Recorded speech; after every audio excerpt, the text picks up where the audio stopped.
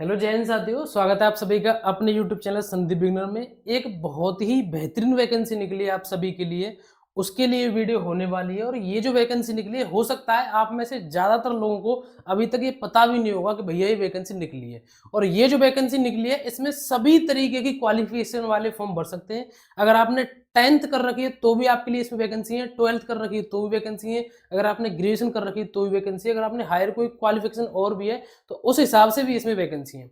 और ये वैकेंसी कई साल में निकली, आप यहाँ पर देख सकते हैं। तो इसके ऊपर बात करेंगे। इसका ऑफिशियल नोटिफिकेशन आ चुका है, इसके फॉर्म भरना भी चालू हो गए। और पूरी एक एक वैकेंसी के ऊपर, एक एक डिटेल के ऊपर, क्या सिलेबस है, कितनी एज है, क्या फीस है और कितने कितने पदों पर ये वैकेंसी निकली है, तो उसके ऊपर बात करेंगे। इसलिए वीडियो आपको लास्ट तक देखनी है। और ऐसी अपडेट के लिए वीडियो शुरू होने से पहले मैं आपसे एक बात बता दूं, अगर ऐसी जॉब अपडेट से आपको जुड़े रहना है तो प्लीज चैनल को जरूर सब्सक्राइब कर लें, जिससे कोई भी अपडेट मैं आपको बताऊं समय से आपको मिलती रहे। तो इस वैकेंसी के लिए अगर हम बात करें तो ये जो वैकेंसी है आप सभी की, आप यहां पर देख सकते हैं, ये वैकेंसी आपकी CCRS। अब CCRS का मतलब क्या होता है? CCRS का मतलब होता है यहाँ पर ऑर्गेनाइजेशन, ये आप यहाँ पर देख सकते हैं, ये central council for research in Ayurvedic science. यानी कि ये जो वैकेंसी है, जो आयुर्वेदिक साइंस रहती है उसके लिए वैकेंसी निकली है, central council for research in Ayurvedic science. ठीक है, तो इसको शॉर्ट फॉर्म बोल देते हैं CCRS। अब ये जो पोस्ट नेम है, इसमें आप देख सकते हैं ग्रुप ए की वैकेंसी है, बी की भी है और सी की भी है। टोटल अगर हम यहाँ पर वैकेंसी की बात करें, टोटल वैकेंसी की बात करें तो वो है आपकी 394 वैकेंसी। ठीक है, 394 वैकेंसी है। जॉब लोकेशन ऑल इंडिया रहने वाली है। इसके फॉर्म ऑनलाइन आप भर सकते हैं इस वेबसाइट से जाकर के। अगर हम बात करें, जो आपकी इसमें मिनिमम एज रहने चाहिए वो है आपकी 18 साल। ठीक है, और बाकी जो अगर हम मैक्सिमम एज की बात करें तो वो आपकी अलग अलग पोस्ट के अनुसार रहेगी, वो आप पूरे नोटिफिकेशन में देख सकते हैं। अभी मैं यहाँ पर आपको सारी चीजें बताने वाला हूँ।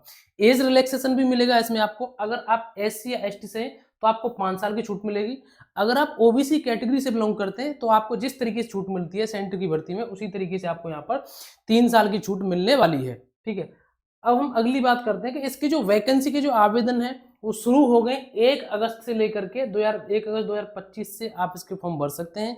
अगर हम अंतिम तिथि की बात करें तो 31 अगस्त 2025 तक आप इसके फॉर्म भर सकते हैं। 1 अगस्त से लेकर के 31 अगस्त तक आप इसके फॉर्म भर सकते हैं। और जब भी आप इसके फॉर्म भरें, मैं आपको बता दूं, दिमाग में ये मत रखना कि जब हम लास्ट में फॉर्म भरेंगे। अक्सर देखा जाता है कि लास्ट में जो वेबसाइट है उन पर लोड आ जाता है, तो इस वजह से चल नहीं पाती है। अक्सर कभी कभी ऐसा हो जाता है कि हमारी वैकेंसी में फॉर्म फिल ही नहीं हो पाता है।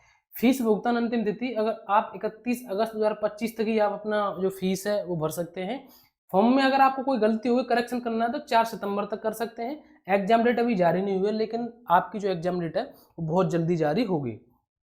अब हम यही बात करते हैं, जो आपकी वैकेंसी, देखो ये जो वैकेंसी है, अब पहले आप इनको देख लीजिए। हो सकता है आपके पास कोई ऐसी क्वालिफिकेशन हो, लेकिन पहले आपको इनको बता दूं, बहुत सारी इसमें वैकेंसी ऐसी भी हैं जो नॉर्मल क्वालिफिकेशन वाली हैं। अगर हम यहाँ पर बात करें तो ये RA की वैकेंसी है, केमिस्ट्री, बॉटनी, ये मेडिकल वाली वैकेंसी है सारी। ठीक है, अगर हम यहाँ पर बात करें स्टेनो ग्रेड फर्स्ट, इसकी वैकेंसी है। अगर आपको UDC फॉर्म बनना है, ठीक है, अपर डिवीजन क्लर्क जो होता है, उसमें आपकी 39 वैकेंसी है। मैक्सिमम एज की अगर हम बात करें तो 27 साल इसमें एज रहने वाली है। LDC की अगर हम बात करें तो इसमें 37 वैकेंसी है, जो लोअर डिवीजन क्लर्क रहता है। यानी कि जो दोनों वैकेंसी है ये आपकी क्लर्क की वैकेंसी है, और इसमें केवल और केवल आपकी जो क्वालिफिकेशन है वो 12th ही चाहिए। इसलिए मैं कह रहा हूँ कि इसमें सभी तरीके की वैकेंसी है, और यहाँ भी जो एज है वो सेम रहने वाली है। ठीक है, तो ये वैकेंसी ये हो गई आपकी। अगर हम बात करें यहाँ पर, ये फिर से वही मेडिकल की वैकेंसी है। अगर आप इसके लिए एलिजिबल हैं, आपके पास कोई ऐसी क्वालिफिकेशन है, आपने मेडिकल साइंस में कोई भी कुछ भी आपने कर रखा है, तो आप इसमें फॉर्म भर सकते हैं। लेकिन यहाँ पर हम जो ज़्यादातर बात करने वाले हैं वो नॉर्मल क्वालिफिकेशन के ऊपर बात करेंगे। ठीक है, ये आपकी हिंदी ट्रांसलेटर की वैकेंसी, इसमें केवल 2 वैकेंसी है। असिस्टेंट की वैकेंसी यहाँ पर 13 है, ये MLT की वैकेंसी है। अब चलते हैं आगे।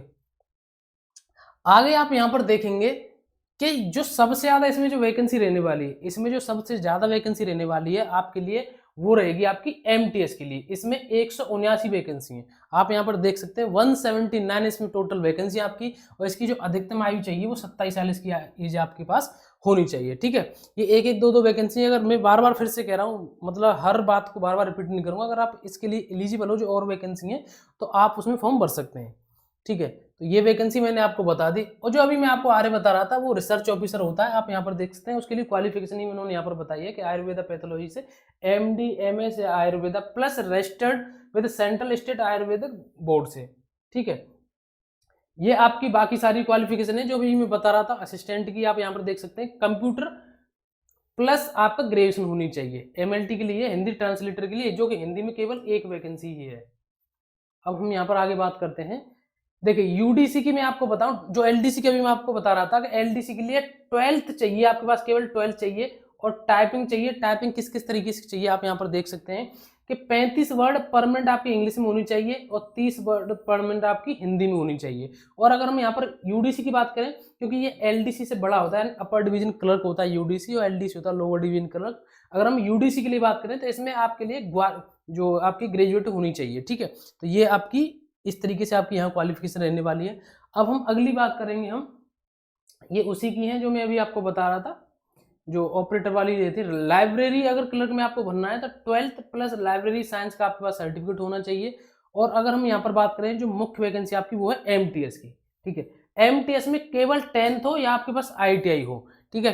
10th हो और आपके पास आईटीआई हो, या आपके पास आईटीआई हो, तो मैं कह रहा हूँ, ठीक है, तो आप इसमें फॉर्म भर सकते हैं।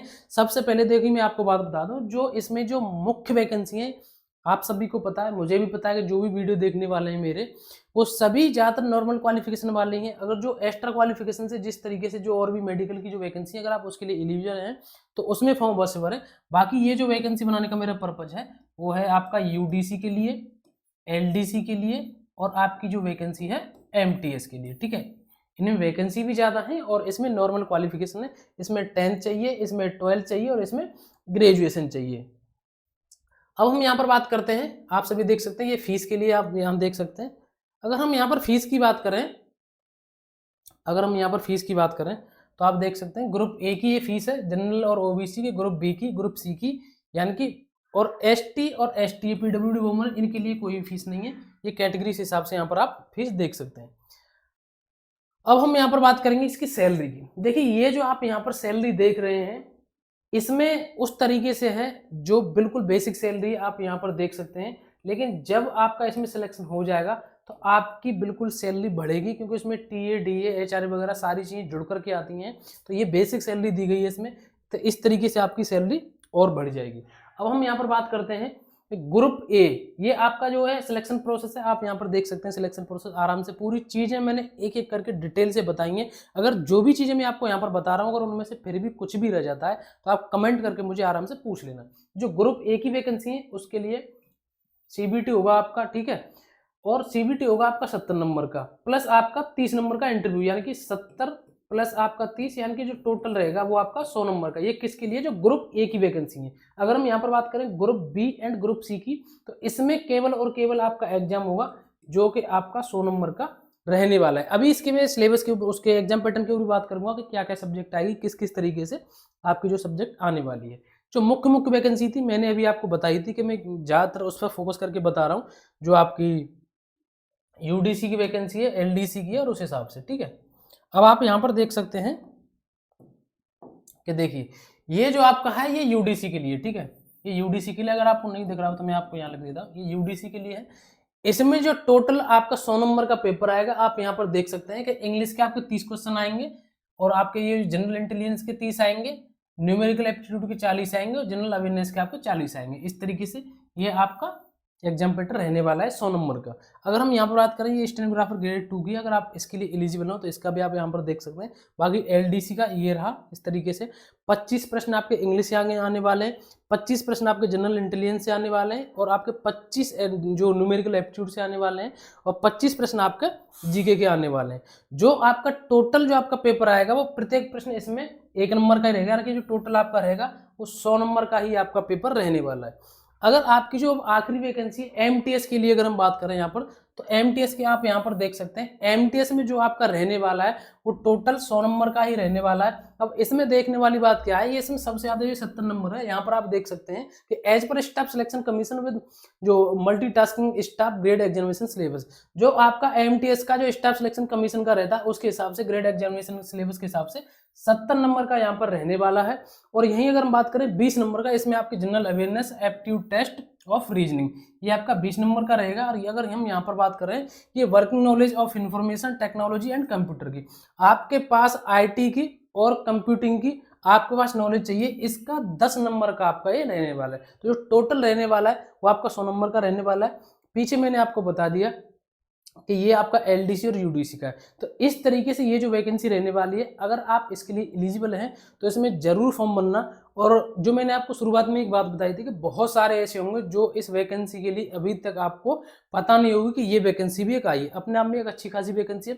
कई कई साल बाद ऐसी वैकेंसी आती है, ये भी कई साल बाद ऐसी वैकेंसी आपके सामने आई है। अगर आपने 10th भर रखा है तो भी आपके लिए इसमें वैकेंसी है, 12th है तो भी वैकेंसी है, 10th से आप एमटीएस का फॉर्म भर सकते हैं, 12th से एलडीसी का फॉर्म भर सकते हैं। अगर आपने ग्रेजुएशन कर रखा है जो कि नॉर्मल क्वालिफिकेशन है ये, उससे आप अपर डिवीजन क्लर्क यानी कि यूडीसी का भर सकते हैं। तो ये सारी जानकारी है। और भी आप कोई डाउट रहता है कमेंट करके एक बार जरूर बता देना, और भी कुछ पूछना हो तो। और ऐसी ही जॉब अपडेट के लिए चैनल को जरूर सब्सक्राइब कर दें। वीडियो में जो भी मैंने सारी चीज़ें बताई है, कुछ भी समझ में आया हो तो वीडियो को लाइक कर दें एक बार। और आज के लिए बस इतना ही, मिलेंगे नेक्स्ट वीडियो में। जय हिंद, नमस्कार, राम राम।